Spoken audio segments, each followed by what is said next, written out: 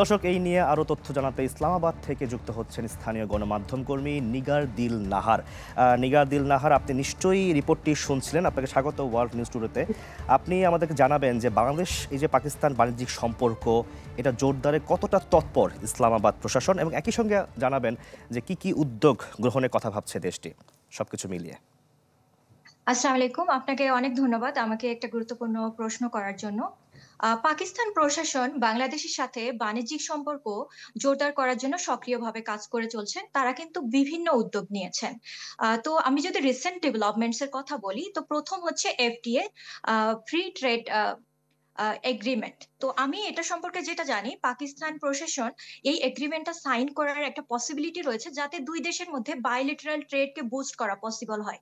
এবং আপনি হয়তোবা দেখবেন এখন কিন্তু ঘন, ঘন হাই লেভেলস এর সবাই কিন্তু বাংলাদেশে ভিজিট করা হচ্ছে। এটাও কিন্তু মেইন উদ্দেশ্যই হচ্ছে গিয়ে বাংলাদেশ এবং পাকিস্তানের মধ্যে যেন বাণিজ্যিক সম্পর্কটার আরো উন্নয়ন হয় এবং ২ দেশের মধ্যে ব্যবসায়িক সম্পর্কের ক্ষেত্রে আরো উন্নতি ঘটানো সম্ভব হয় ভবিষ্যতে গিয়ে।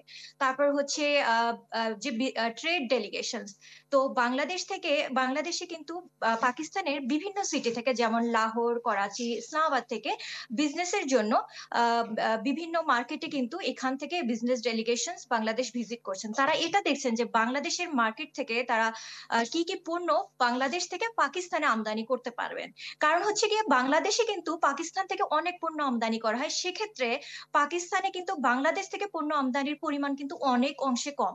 তো তারা কিন্তু প্রতিনিয়ত এখন বাংলাদেশ ভিজিট করছেন। বাংলাদেশের মার্কেটে বিজনেসের কি অপরচুনিটি রয়েছে সেই জিনিসগুলো কিন্তু দেখছেন।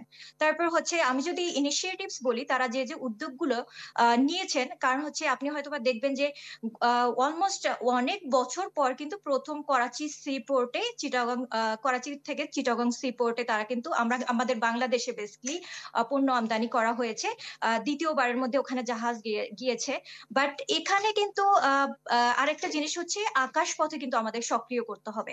আকাশপথ কিন্তু শুধুমাত্র বিজনেসের ক্ষেত্রেই না, আকাশপথ কিন্তু আমাদের বাণিজ্য যদি আমরা করতে চাই, সেটা শুধুমাত্র টেক্সটাইল বা পণ্য আমদানির ক্ষেত্রে না। কিন্তু সেক্ষেত্রে আমরা যদি এখানে সক্রিয় করা হচ্ছে এয়ারলাইন্স, সেখানে ভ্রমণ, আ আ যে অনেক কিন্তু ভ্রমণের জন্য কিন্তু পাকিস্তান অনেক সুন্দর একটা দেশ। পাকিস্তান ইস এ বিউটিফুল কান্ট্রি। আর আমরা কিন্তু টুরিজমকে প্রমোট করতে পারি।